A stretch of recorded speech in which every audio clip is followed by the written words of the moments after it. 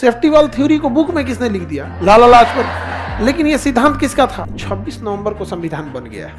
एक काम करते हैं, एक महीना रुकते हैं, 26 दिसंबर आएगा, एक महीना और रुकेंगे, क्या आएगा? 26 जनवरी, और संविधान को चढ़ा देंगे यहीं पे। जो आगामी जनवरी के लास्ट संडे को हम अपने आप को स्वतंत्र घोषित कर देंगे।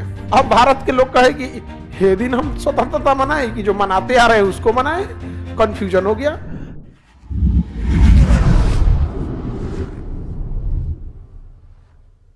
कांग्रेस का अर्थ होता है लोगों का समूह, इसलिए हर देश में आपको वो कांग्रेस नाम का चीज मिल जाएगा। समझ में आया कि नहीं? अमेरिका में उसके संसद भवन को ही कांग्रेस कहा जाता है। कांग्रेस अमेरिका में एक बिल्डिंग का नाम है जहां पे उसका बैठता है सब, जितना ही सब सफेद का आदमियां है, सब अंग्रेज सब। चलिए अब ध्यान से समझते हैं। तो कांग्रेस का गठन अंग्रेजों ने ये सोच के किया कि कोई भी शिकायत भारतीय अपना कहाँ आके करेंगे? कांग्रेस में। तो इससे क्या हो गया कि पूरे भारत में अंग्रेज को कोई भी असंतोष अर्थात शिकायत होगी तो वो किसे कहेंगे? कांग्रेस को। इससे कि अंग्रेजों को पहले से पता चल जाएगा कि भारतीयों के मन में क्या चल रहा है। तो उसका वो दो तरीका निकाल सकते हैं। अगर कोई नॉर्मल होगा तो उसकी मांग पूरी कर देंगे, कोई खतरनाक बात होगा तो उससे पहले ही उसका काउंटर सोच के रख लेंगे। समझ में आएगी नहीं? और ये अंग्रेजों ने यही सोचा था, इसलिए इसका सिद्धांत दिया था सेफ्टी वॉल थ्योरी। कौन सिद्धांत? Safety wall theory. कि कोई भी दिक्कत होगा तो कांग्रेस क्या करेगी? संभालेगी। Safety wall theory. यहाँ पे सेफ्टी वॉल होता है जो कभी एक्स्ट्रा प्रेशर होने पे सेफ्टी वॉल से क्या हो जाता है? निकल जाता है। तो सेफ्टी वॉल थ्योरी किसने दिया था? अंग्रेजों ने कांग्रेस के लिए दिया था। इसके लिए उन्होंने, लाला लाजपत राय ने तो अपनी बुक में लिख दिया। सेफ्टी वॉल थ्योरी को बुक में किसने लिख दिया? लाला लाजपत। लेकिन ये सिद्धांत किसका था? अंग्रेजों का। कि एक संगठन बना देते हैं, आके आप लोग को शिकायत वहीं करना पड़ेगा। वही क्या हो गया? कांग्रेस हो गया। यहाँ पे कांग्रेस की स्थापना का सबसे पहले श्रेय जाता है एओ ह्यूम, एलन ऑक्टेवियन ह्यूम। एओ ह्यूम को जाता है कांग्रेस की स्थापना का श्रेय एओ ह्यूम। ये कहाँ के रहने वाले थे? स्कॉटलैंड के। कहाँ के थे? स्कॉटलैंड। क्या थे? स्कॉटलैंड के थे। स्कॉटलैंड के रहने वाले थे। ये जब भारत में आए तो ये शिमला में अपना, इनको शिमला शहर बहुत पसंद आया तो शिमला में ही बस गए, इसलिए इन्हें शिमला का संत कहा जाता है। Hermit of Shimla. क्या कहा गया? Hermit of Shimla. Hermit of Shimla, Shimla का संत। संत मतलब हर्मिट। Hermit of Shimla. इन्होंने क्या दिया था? कांग्रेस की स्थापना किया। कांग्रेस की स्थापना किया। इन्होंने कहा कि कांग्रेस नामक संगठन बनाते हैं। और कांग्रेस की स्थापना में इन्होंने क्या किया कि जो वार्षिक मीटिंग होगी, वार्षिक बैठक, जो भी कांग्रेस का वार्षिक होगा, बैठक होगा, वार्षिक बैठक, उसे कहा जाएगा अधिवेशन। क्या कहा जाएगा? अधिवेशन। क्या कहेंगे? अमूमन यह अधिवेशन साल के लास्ट दिसंबर में होता था। लेकिन बाद में जब जवाहरलाल नेहरू के हाथ में अध्यक्षता आई 1929 में, तो इन्होंने इसे हटा के और कहा कि अब से अधिवेशन जनवरी में होगा। कब से होगा? जनवरी। और उन्होंने ही कहा था कि आगामी जनवरी में, जैसे दिसंबर में होगा ना, दिसंबर 1929 में ही किसने कहा? जवाहरलाल नेहरू। कि अगले महीने की अंतिम संडे को, मतलब अगले महीने, दिसंबर के बाद जनवरी जाएगा, तो जनवरी हो गया, लेकिन साल भी बदल जाएगा। दिसंबर के बाद जनवरी आता है ना, तो क्या बदल जाता है? साल। 1930। तो इन्होंने कहा था कि आगामी जनवरी के लास्ट संडे को, आगामी जनवरी के लास्ट संडे को हम अपने आप को स्वतंत्र घोषित कर देंगे। भले स्वतंत्रता मिले या ना मिले, घोषित कर देंगे लोग क्या है? स्वतंत्र है। ताकि इसी बहाने तो रहेगा सब ना। तो जनवरी 1930 का जो लास्ट संडे था वो 26 जनवरी को था। कितने तारीख को था? 26 जनवरी घोषित कर दिया। उस दिन मिले ना मिले उससे हमको मतलब नहीं है, घोषित कर दिया। क्या है? स्वतंत्र है। हम अपने अधीन नहीं, तुम्हारे अधीन नहीं है, स्वाधीन है। और हर साल इसी की वर्षी मनाई जाने लगी। वर्षी मतलब हैप्पी बर्थडे। तो सालगिरह हर साल कब मनाया जाता है? 26 जनवरी। तो 1931 में ही मनाए लोग, 32 में ही मनाए, ऐसे करते करते मनाने लगे। 20-25 साल मनाए लोग। एकदम सबको पता हो गया कि भाई सबको क्या करना है, इसी दिन अपने आप को अंग्रेजों से स्वतंत्र पाके हम बना लेते हैं। अब एक हुआ क्या कि स्वतंत्रता तो हम लोग को 26 जनवरी को मिली नहीं, स्वतंत्रता मिल गया 15 अगस्त को। हाँ, 15 अगस्त को 1947 को। अब भारत के लोग कहे कि ये दिन हम स्वतंत्रता मनाए कि जो मनाते आ रहे हैं उसको मनाए? कंफ्यूजन हो गया। तो मनाना तो इसको मजबूरी है भैया, ये तो जरूरी है, इसी दिन हमें रियल में स्वतंत्रता मिली थी। लेकिन जिन उद्देश्यों पे लड़ के हम 26 जनवरी को लिए थे, इसे कैसे भूल जाए? तो अंबेडकर साहब ने कहा कि एक काम करते हैं, रुक जो, संविधान बन गया है, संविधान बन गया, 26 नवंबर को संविधान बन गया था। तो अंबेडकर साहब आए, सबको मना किए, रुक रुक रुक रुक, छुट्टी, जाओ लो, जाओ भगो। अंबेडकर साहब छुट्टी दे दिए, आपस में बैठ के बताएं कि 26 नवंबर को संविधान बन गया है, एक काम करते हैं, एक महीना रुकते हैं, 26 दिसंबर आएगा, एक महीना और रुकेंगे, क्या आएगा, 26 जनवरी, और संविधान को चढ़ा देंगे यहीं पे, जो ये दिन को भी नहीं भूलना पड़ेगा हम लोग को। और नहीं तो संविधान अगर लागू हो जाए 26 नवंबर को, तो हम लोग एगो 26 नवंबर मनाते हैं, फिर एगो 26 जनवरी मनाते हैं, एगो 15 अगस्त। अच्छा, उस समय 26 जनवरी का तो कोई महत्व ही नहीं रह जाता, क्योंकि रियल आजादी कब मिली थी, 15 अगस्त। तो अम्बेडकर साहब ने कहा कि नहीं नहीं नहीं, चढ़ा दो, कहाँ 26 जनवरी, एक के में हो जाएगा, खर्चों बचेगा, 3 जगह कौन सी, कहीं नहीं देखते हैं किसी के यहाँ बेटा बेटी दोनों रहेगा तो एक के दिन ब्याह कर देगा, एक के दिन ब्याह कर देगा, सब चीज आधा आधा खर्चा आएगा। क्योंकि मान के चलिए किसी एक आदमी को बुलाइएगा बेटी की शादी में, तो 10 गो पूरी उस टाइम खाएगा, फिर बेटा की शादी की 10 गो उस टाइम खाएगा, एक के दिन बुला दी तो क्या कहेगा, 10 गो बेटी के 10 गो बेटा के ना, एक में निपट गया, नहीं निपट गया, ऐसे बच जाता है। किसी का 4 गो बेटा बेटी रहने, एक के दिन कर देना चाहिए। हाँ, वही ठीक है क्या जी, क्या नहीं संभाल पाएगा, क्या गेस्ट लोग मैनेज होते हैं। हम लोग यहाँ वर्षगांठ और रक्षाबंधन से ज्यादा किसी का बारात में भीड़ होता है, बाप रे बाप, इतना भीड़ होता है जिसका कोई हद नहीं, मैनेज नहीं हो जाता है। और भी आप जैसा दलिदर लोग, अरे सब मैनेज होगा, बाराती उराती अलग चीज है, खाने वाला चीज एक दिन मैनेज करना है बस, बाराती आगे पीछे हो लेकिन खाने वाला एक दिन होना चाहिए, नहीं तो 4 बार आएगा वो। क्या है, तुम लड़का लड़की लोग अपने अपने घर में देखना, ये सब व्यवस्था क्या, बेटा बेटी का एक के दिन कर देना। 5-6 साल बड़ा रहेगा तो खाना खिला देना, कदम 5 साल बाद भी आओ तो खाना आज होगा। तो संविधान को किस दिन लागू किया गया है, 26 जनवरी, जेनवी लागू किया गया, जबरदस्ती जबरदस्ती लागू कर दिया गया था यहाँ पे, लागू करे ना तो 26 जनवरी का कोई महत्व नहीं रह जाएगा, समझा गया। तो संविधान वगैरह, हालांकि संविधान दिवस 26 जनवरी को नहीं मनाते हैं, 26 नवंबर को मनाते हैं। कब मनाते हैं, 26 नवंबर, अब बाद में यहाँ ले आके मना देते हैं। तो बताइए कांग्रेस के वार्षिक अधिवेशन को क्या कहा गया, वार्षिक बैठक को अधिवेशन कब मनाया जाता था, दिसंबर में। कहाँ, दिसंबर में। अब कांग्रेस जो थी हर साल दिसंबर में आती थी और इसके अध्यक्ष होते थे, क्या होते थे, अध्यक्ष। और भारत के अलग अलग शहर में इसकी अध्यक्षता की जाती थी अधिवेशन में, जैसे कभी दिल्ली हो गया, कभी मुंबई हो गया, कभी पुणे हो गया, अलग अलग जगहों पे क्या होती थी, अधिवेशन होती थी। और उस दिन सब लोग अपना अपना कुछ प्रस्ताव लेके आते थे, क्या क्या चीजें रहेंगी। जैसे प्रस्ताव में ला दिया गया कि भारत से जितना टैक्स वसूला जाएगा उसका 1% शिक्षा पे खर्च किया जाए। तो ऐसे ऐसे प्रस्ताव लाए गए थे यहाँ पे। तो कांग्रेस के जो पहले अध्यक्ष थे ना, योमेश चंद बनर्जी थे, योमेश चंद बनर्जी थे, WC बनर्जी, योमेश चंद बनर्जी, कांग्रेस के पहले अधिवेशन के अध्यक्ष योमेश चंद WC बनर्जी, याद रहेगा। और यह अधिवेशन कब हुआ, 1985, 1885।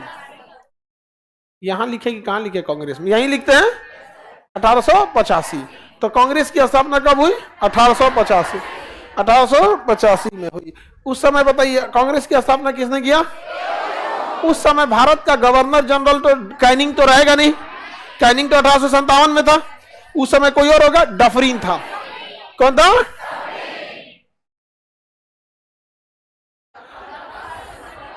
कांग्रेस, अरे डफर बोलो सही रहेगा, डफर बोलो, डफर चले, डफरीन बोल दीजिए, बट आगे लॉर्ड मत लगाया कीजिए। लॉर्ड कैनिंग, हम लोग भगवान को बोलते हैं, जैसे कृष्ण जी का नाम लेना अंग्रेजी में लॉर्ड कृष्णा, लॉर्ड कृष्ण। और दलहौजी का लेना है लॉर्ड दलहौजी, लॉर्ड कैनिंग। समझा कि नहीं आगे, यहाँ पे मेंटलिटी देख रहे हैं उन लोग को, अपने आप को भगवान के समकक्ष रखा है सर। हम लोग का ध्यान नहीं जाता है। अब शिक्षा मंत्रालय तो सुतल है, केंद्रीय शिक्षा मंत्रालय को ये सब चीजें स्ट्रिक्टली करना चाहिए कि भारतीय इतिहास में जितने अंग्रेज हैं उनके आगे से लॉर्ड शब्द हटा दे, आगे बढ़े, ऐसे ऐसा शब्द खोजे। Duffer, duffer ring, Lord duffer ring, duffer ring, Dufferin थे यहाँ पर। 1885 में स्थापना होती है। देखिए ये जो स्थापना थी तो इसमें यह डिसाइड किया गया कि ये पहला अधिवेशन पुणे में किया जाएगा। कहाँ किया जाएगा? लेकिन सोचा पुणे में प्लेग फैल गया। पुणे में क्या फैल गया? प्लेग फैल गया पुणे में। तो अंतिम समय में पुणे से कहाँ लाया गया? हाँ, बंबई। कहाँ लाया गया? बंबई। तो बताइए कांग्रेस की पहली अधिवेशन कहाँ हुआ? बंबई में। वहां एक गोकुल दास तेजपाल संस्कृत विद्यालय था। क्या था? गोकुल दास तेजपाल संस्कृत विद्यालय। गोकुल दास संस्कृत विद्यालय। किसी को दिक्कत नहीं ना? आगे बढ़ जाए। तो ये गोकुल दास तेजपाल विद्यालय में इसकी स्थापना कर दी गई और योमेश चंद्र बनर्जी उसके अध्यक्ष रहे। पहले अधिवेशन में इसमें कितने लोग पहुंचे थे? 72। कितने लोग पहुंचे? अंग्रेजों को लगा कि क्या काम का चीज है, समझ में आ गया। तो पहला अधिवेशन नॉर्मल हुआ, दूसरा अधिवेशन हुआ, तीसरा अधिवेशन हुआ। तो भारतीयों ने क्या किया, जब शुरुआती 20 सालों तक नॉर्मल आदमी को अध्यक्ष बनाते थे जो अंग्रेजों के खिलाफ कुछ भी नहीं बोलते थे, तो कांग्रेस की स्थापना का शुरुआती 20 साल को हम उदारीकरण का काल कहते हैं। यहाँ बस अंग्रेजों की जी हजूरी की गई थी।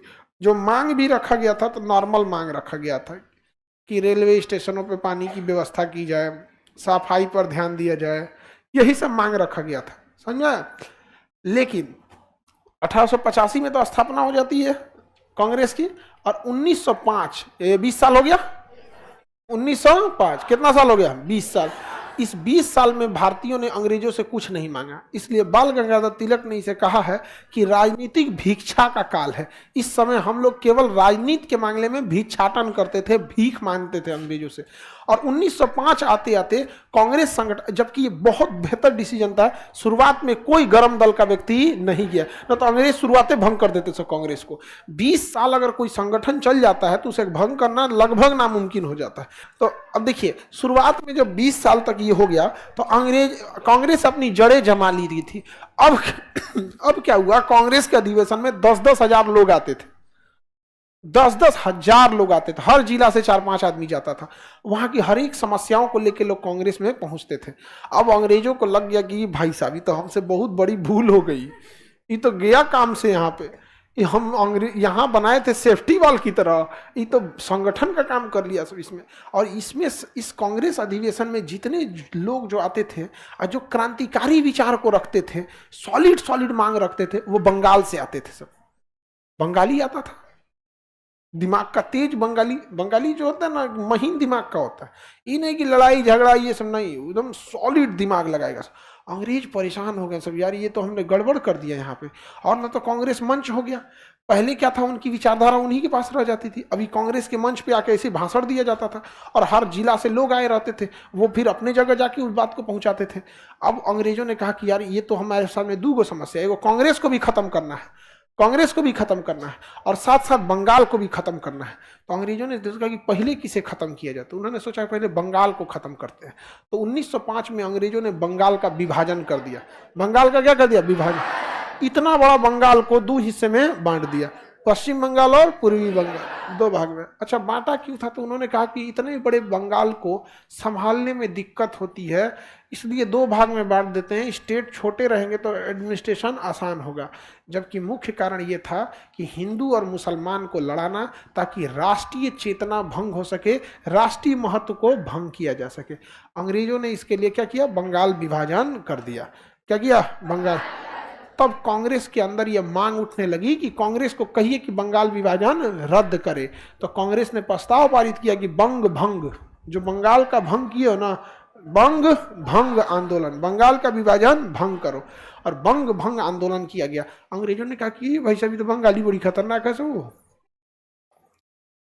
बंगाल का विभाजन किए तो कह कि ना ऑप्सी कटर पीटर होता है ना, मतलब ये मान्य नहीं होगा। बंगाली लड़ गया सब कि हम बंगाल विभाजन नहीं बर्दाश्त करेंगे, और मनवा लिया सब। 6 साल बाद बंगाल विभाजन रद्द हो गया। बंगाल विभाजन क्या हो गया? लेकिन अंग्रेजों ने नींव डाल दिया कि नहीं डाल दिया? और इसी कारण जब कांग्रेस अपनी मांग रख रही थी कि बंगाल विभाजन को कैंसिल किया जाए, तो बड़ा शालीनता से मांग रख रही थी। और यही कारण है कि इसके 2 साल बाद कांग्रेस में 2 भाग हो गया, एक गरम दल, एक नरम दल। गरम दल और नरम दल। एक नया नया संगठन जिसका महज 20 साल स्थापना हुआ है, जो देश के लेवल की संगठन रहेगी उसके 20 साल में क्या हो जाएगा, वहां पुराना संगठन रहेगा तब ना हर जगह। अब 20 साल के ही संगठन में दो तरह के लोग हो गए, एक हो गए गरम दल और एक हो गए नरम दल। गरम दल वाले ज्यादातर ग्रामीण क्षेत्र के थे, गांव का आदमी वैसे भी गरम दल वाला होता है, बवाल होता है तुरंत सड़क पे चलाएगा, हाँ तुरंत लाठी लेके चलाएगा। नरम दल वाले कहाँ के थे, शहरी क्षेत्र। अब वहां दो भाग में बढ़ गया और ऐसा लगने लगा कि अब कांग्रेस खत्म हो जाएगी, ऐसा लगने लगा कि कांग्रेस क्या हो जाएगी, खत्म। सबसे चोट्टा था करजन, कौन था, करजन। उसी के समय बंगाल विभाजन किया गया, किसके समय, करजन, किसके समय, करजन। और जब कांग्रेस गरम दल और नरम दल दो भागों में टूट रही थी ना, तो करजनवा क्या बोला था कि मैं कांग्रेस को मरते हुए देख रहा हूं, मेरी कार्यकाल खत्म होने को है और मेरी यह अंतिम इच्छा रहेगी भारत में कि मैं अपने जीत अब भारत में रहते हुए कांग्रेस को मरता हुआ देख सकूं। सोचिए कांग्रेस कितना जर्जर स्थिति में आ गया होगा। लेकिन बाद में कांग्रेस फिर अपने आप को संभाला और करजन जब चल गया, कौन चल गया, करजन, तो उसके जगह आया मिंटो। कौन आया, मिंटो। इसने क्या किया, मुसलमानों को कहा कि तुम्हारा अधिकार छीना जा रहा है। याद करो मुगलों के टाइम तुम्हारा क्या अधिकार था, दिल्ली सल्तनत के समय, ये लोग तुम्हारा अधिकार छीन रहे हैं। चढ़ा दिया किसको, हाँ मुसलमानों को चढ़ा दिया। वहां कोई बोलने वाला ही नहीं था। बोलने से पहले 2 दिन सोचिए कि इस आदमी को सबसे पहले भावनाओं से कैसे खत्म किया जा सकता है। आगे बढ़े, किसी को दिक्कत। तो 1905 में कांग्रेस में क्या हो गया, गरम दल और नरम दल टूटने की बात चलने लगी और 1905 में बंगाल का विभाजन हुआ। क्या हुआ, बंगाल का विभाजन हुआ। और 1907 में क्या हो गया, गरम दल और नरम दल, गरम दल और नरम दल। और 1909 में मुसलमानों को क्या दे दिया गया, पृथक क्षेत्र, पृथक क्षेत्र, पृथक निर्वाचन क्षेत्र दे दिया गया, पृथक निर्वाचन क्षेत्र।